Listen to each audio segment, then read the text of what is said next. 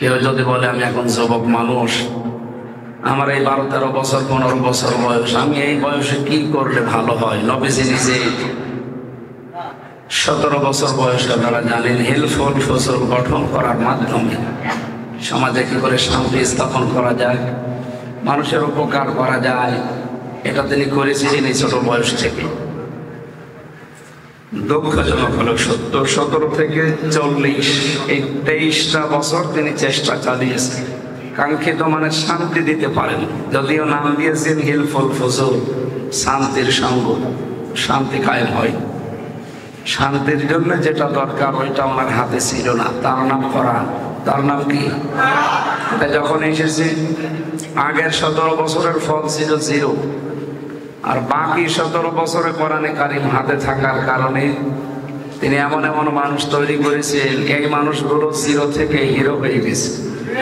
হযরত ওমর, এই যে হযরত ওমরের নাম শুনলে এখনো পর্যন্ত পৃথিবীর যারা কাফের বড় বড়, এরা পর্যন্ত আটকে ওঠে, এরা ভয়তে আটকে ওঠে। কারণ হযরত ওমরের যে শাসন, এরা ওদের ভাষায়, বিভিন্ন ভাষায় যে রূপান্তর হয় নবীজির জীবনী তারা পড়ে বসে। ডক্টর আসিফ নজরুল কয়েকদিন আগে, মানে এই যে উপদেষ্টা হওয়ার আগে জানিয়েছেন যে আমি মুহাম্মদুর রাসূলুল্লাহর জীবনীটা পড়তে দেরি করে ফেলেছি।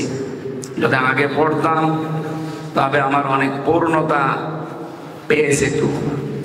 যেহেতু মানুষগুলো আখিরাত দুনিয়া মিলে বিশ্বাস করে, বস্তুবাদী বিশ্বাসের উপরে তাদের চলাফেরা, এরপরও এই মানুষগুলো যদি মুহাম্মদুর রাসূলুল্লাহর জীবনী পড়ে এরকম প্রভাবিত হতে পারে। আপনারা একজন আলোচকের নাম শোনেন, উনি চরমোনাই পীরের মুরিদ হয়েছে পরবর্তীতে। রানা মস্তান ছাত্রলীগের নেতা ছিল, মাগুরা জেলা সেক্রেটারি ছিল। অনেক যা বলতেছিলেন যে আমি একটা উপন্যাস মনে করে একটা বই কিনেছিলাম, যে ফুলের খুশবে মাতোয়ারা তামাম জগৎ। এটা পড়ার পরে আমি দেখি না, এ মনে করলাম নাটক, নভেল, থিয়েটার এগুলো দিয়ে হয়তো উপন্যাস বানান। তো বাস্তবতায় দেখি না, যত পড়ি ততই ভালো লাগে। আমি যেহেতু অন্য ধর্মের একজন মানুষ, এই লোকটার জীবনী পড়ার পরে দেখলাম যে আমাদের মনীষী যারা হিন্দু ধর্মের, খ্রিস্টান ধর্মের, অন্যান্য মনীষীদেরকে আমরা যতটুকু জেনেছি বুঝেছি তাদের খোঁজ আছে কিছু, হয়তো ব্যক্তিগত, পারিবারিক, সামাজিক, রাজনৈতিক অনেক দোষ পাওয়া যায়। কিন্তু এই বইটার ভেতরে যেভাবে ফুটিয়ে তুলেছে, পুরা জীবন পড়ে দেখলাম যে কোনো খোঁজ আমি পেলাম না। আমাকে সত্যিই মাতোয়ারা করে ফেলেছি। নিজের বাপ দাদার ধর্ম পর্যন্ত সে ত্যাগ করেছে। ধনী মানুষের সন্তান ছিল, এরপরও যে দল করতো আপনারা জানেন, এই দল করলে এমনিই গরিব মানুষ ধনী মানুষ হয়ে যায়। তাদের এই সমস্ত কর্মকাণ্ডের কারণে, তাদের এই সন্ত্রাসী কর্মকাণ্ডের কারণে শেষ পর্যন্ত অন্তর্বর্তীকালীন সরকারের দায়িত্বে যারা আছে তাদেরকে অলরেডি তারা নিষিদ্ধ ঘোষণা করেছে। গতকালকে পুলিশের আইনছে ঘোষণা, যেহেতু তারা নিষিদ্ধ রাষ্ট্রীয়ভাবে, এজন্য রাজনৈতিকভাবে কোনো মিছিল মিটিং করা, এমনকি রাজনৈতিক কোনো অধিকারও আর তাদের নেই। হিজবুত তাহরীর যেমন, হিজবুত তাওহীদ যেমন, আইএস যেমন এই দেশে নিষিদ্ধ, ছাত্রলীগ সেই একইভাবে নিষিদ্ধ। নিষিদ্ধ তো নিষিদ্ধই। আমার মনে হচ্ছে যে আইজির মুখ থেকে বের হওয়ার কারণে আমার যতটুকু বাস্তবে আমি তাদের সাথে ছিলাম জেলখানায় 3টা বছর, এই যে হিন্দু বিশ্বজিৎকে যারা মেরেছিল সেও আমার সাথে ছিল, শাও এখন আফসোস করে। তার ফাঁসির অর্ডার ছিল, এখন যাবজ্জীবন 30 বছর জেল খাটা লাগবে। 25 বছর বয়সে যদিও জেলে যায়, 30 বছর জেলে থাকবে।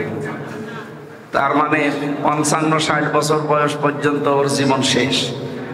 তো ও কি করবে? ওর বিবাহ সাধ্য দুনিয়ায় হলো না, দুনিয়াটাও শেষ। কেউ আর ওকে উপকার করার জন্য এখন আসে না। মাঝে মাঝে আমার এই নাম লিখতে আসতো, তখন আফসোস করতো যে জীবনটা শেষ করে ফেলেছি। ওখানে বাবু জামাত ইসলামী ছাত্র শিবিরের ভাইরা ওনার সাথে যারা ছিল তাদের আচরণ, বিশেষ করে শফিকুল ইসলাম মাসুদ ভাই, দেলাওয়ার হোসেন ভাই, সেলিমউদ্দিন ভাই, এ মানুষগুলো সব শিবির থেকে আসা। এদের আচরণগুলো দেখে, এদের কর্মকাণ্ড এবং রাতের বেলা এদের যে কান্নাকাটি, ইবাদত, এই সমস্ত জিনিস দেখার পরে আমাদের কাছে এসে বলতো, যদি ছোটবেলা থেকে এই লাইনে যেতাম তাহলে আমরা আজ অন্তত এই অবৈধ একটা বিষয় মাথায় নিয়ে 30 বছর জেল খাটা লাগতো না। আপনারা যেহেতু এই লাইনে আসেনি, আল্লাহ আপনাদেরকে নিয়ে এসেছেন। মোহাম্মদ রাসূলুল্লাহ যেভাবে 17 বছর থেকে আরম্ভ করেছিলেন, তখন তার কোরআন ছিল না। কিন্তু আমরা 17 না, আমরা 10 বছর থেকে আরম্ভ করলে আমরা আল্লাহর কোরআন হাতে পেয়ে যাচ্ছি।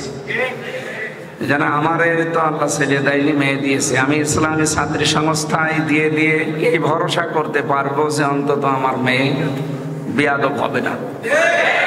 এমনকি অন্যান্য ছাত্রী সংস্থা বা অন্যান্য ছাত্র সংগঠনের যারা নেশা ভান করে, এই বিষয়ে আমি নিরাপদ থাকতে পারবো। মেয়েদের বিষয় কেন? মেয়েদের হোস্টেলগুলোতে যে সমস্ত উল্টাপাল্টা আছে, ছাত্রী সংস্থা যারা আছে, এদের ওইগুলো পাওয়া যায়নি। এটা আল্লাহর শুকরিয়া, তারাও তো ওদের মতোই মেয়ে, তো জীবনটা উচ্ছৃঙ্খল থেকে বাঁচিয়েছেন আল্লাহ কোরআন এবং হাদিসের কারণে। বাংলাদেশ ইসলামী ছাত্র শিবিরের হয়ে কথা বলছে তা না, এদের সিলেবাস গুলো আপনি দেখেন, ছেলেকে আপনি তুলে দেন, দেখবেন অন্তত 6 মাস 1 বছরের ভেতরে উচ্ছৃঙ্খল ছেলে শৃঙ্খলায় ফিরে আসবে। মরহুম আল্লামা লুৎফর রহমান উনি আমাকে বলছিলেন একদিন যে আমি ঢাকা এক মসজিদে জুমার নামাজ পড়াতাম। এক নাস্তিক, উনি বামপন্থী দল করে, আল্লাহকে বিশ্বাস করে, আমার মেয়ে মাস্টার্সে পড়ে। আমার এসে বলছে, হুজুর আপনি একটা শিবিরের ছেলে দেন তো, যেন আমার মেয়েকে পড়াতে পারে। আপনি একটা কথা বললেন, আপনি নিজে একজন নাস্তিক, আল্লাহ রসুল বিশ্বাস করেন না, আপনি একটা বামপন্থী দলের নেতা, আপনি হয়তো খুঁজতে পারেন হয়তো ওই রকম কাউকে বিএনপির কোন ছেলে, ছাত্র দলের বা ছাত্র লীগের, ছাত্র মজলির যারা আছে, এদেরকে বলেন আমি খোঁজ করে দেয়, বা আপনার নিজেরও তো খোঁজে আছে। ছাত্র শিবিরের ছেলে চান, উনি ওই দিন বলেছিলেন, দেখে আমি আল্লাহ রসুল বিশ্বাস করি না, কিন্তু শিবিরের ছেলেদের যে কর্মকাণ্ড, এদের যে চরিত্র আমি দেখি, ছাত্রলীগ, ছাত্র দল বা অন্যান্য রাজনৈতিক দলের যারা ছাত্র করে, ছাত্র সংগঠন করে, এদের কাছে আমার মেয়ে দিয়ে আমি নিরাপদ না, কারণ মেয়ে সহ হাওয়া হয়ে যেতে পারে। কিন্তু এদের কাছে দিলে আমার এই বিশ্বাসটা আছে যে অন্তত আমার মেয়ে নিয়ে পালাবে না। কিন্তু আল্লাহ রসুল বিশ্বাস করেন, তো শিবিরের এই আদর্শ দিয়ে তারা বিশ্বাসী। সুতরাং আমাদের নৈতিক ভাবে আমাদের যে চরিত্রগত, এটা আমাদের বিজয় হয়ে গেছে পৃথিবীতে। ছাবা তারা সারা পৃথিবী জানে, আর এখন তো এই 5 তারিখের পর থেকে আরো বেশি জানতেছে আমাদের কর্মকাণ্ড, আমাদের অ্যাক্টিভিটিস দেখে। এটা বাংলাদেশ জামাত ইসলামী যেমন, ইসলামী ছাত্রী সংস্থা যেমন, ইসলামী ছাত্র শিবির তো আরো উপরে আছে। আল্লাহ রাব্বুল আলামিন এদেরকে যেভাবে এগিয়ে দিচ্ছেন তার রহমত দিয়ে আরো স্বর্ণ শেখরে যেন পৌঁছিয়ে দিন, যেখানে যাওয়া দরকার। আমরা চেষ্টা করবো রসুলের আদর্শের মাধ্যমে। পৃথিবীর অন্য কাউকে আমরা আদর্শ মানি না, বিশ্বাসও করি না। একটা গভীর ষড়যন্ত্র চলছিল 15.5 বছরে, নবীজিকে মাইনাস করে আমাদের জাতি গঠন করার জন্য যে শিক্ষা দরকার, এখানে আপনি দেখেছিলেন যে বাবাকে বা বিভিন্ন জিনিসকে ওই জায়গায় লাগিয়ে লাগিয়ে আমাদের মন মানসিকতা নষ্ট করে দিয়েছিল। আশা করবো যারা লেখাপড়া করেন, ছাত্র হোক, ছাত্রী হোক বা অন্যান্য ভাইরা, আমার ফাঁসি চাই আর আমি মেজর ডালিম বলছি, এই 2টা বই একটু কিনে নিন। এতদিন তো নিষিদ্ধ ছিল, আপনি পড়ে দেখেন যে এই মানুষগুলো যারা অন্যান্য দলে আছে তাদের চরিত্র কত নিম্ন। আমাদের আর কিছু না থাকে, আমাদের হয়তো অর্থ সম্পদ কম আছে তাদের তুলনায়, কারণ আমরা তো আর মারিং কাটিং করি না। কোরআনের রাস্তায় আসতে গেলে আরো দেওয়া লাগে নিজে, আর অন্য দলে গেলে আরো নিজে পাওয়া লাগে। এই জন্য আমরা যারা আছি, আমরা যেন হীনমন্যতায় না ভুগি, যে না জানি আমরা তো কিছু পাই না। বৈষম্যের শিকার ছিলাম এতদিন, কিন্তু সামনে আমরা আর বৈষম্যের শিকার হবে না, সেই ব্যবস্থা যেন করতে পারি। অনার্স মাস্টার্স করার পরে বিশ্ববিদ্যালয়ে আপনার সব যোগ্যতা আছে, কিন্তু নেবে না। এই সিস্টেমগুলো ওরা চালু করেছিল, বলে না যে শিবির করা লাগবে না, এমন সিস্টেম করেছিল মানুষ যেন শিবির করতে না পারে। আর বাইরের যারা আছে আন্তর্জাতিক ভাবে যারা ষড়যন্ত্র করে মাথা দিয়ে, এদের নিয়ত ছিল কোরআনের কাছে মানুষ যেন যেতে না পারে, হাদিসের কাছে যেতে না পারে।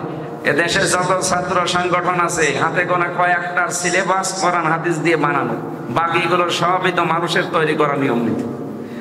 যেন ওদের ইচ্ছা ছিল এইটা যে শিবিরের কাছে গেলে মানুষ কোরআনের কাছে যাবে, হাদিসের কাছে যাবে, এদের চরিত্র হয়ে যাবে সবচাইতে উত্তম এবং মাধুর্যপূর্ণ। এইটা ওরা চাই না। এই জন্য যত দূরে রাখা যায় উল্টাপাল্টা নাম দিয়ে, রব কাটা নাম দিয়েছে তারা। পৃথিবীর কোন মানুষ এখন আর বিশ্বাস করে না যে শিবিরের কেউ রগ কেটেছে। হ্যাঁ, ওরা 80 দশকের আগে, 90 দশকের এই মাঝামাঝি যারা শিবির করতো তারা একটু ডেঞ্জার ছিল, কারণ তারা এসেছে ওই রকম জায়গা থেকে। তো এখন যারা আছে তারা ওই রকম না।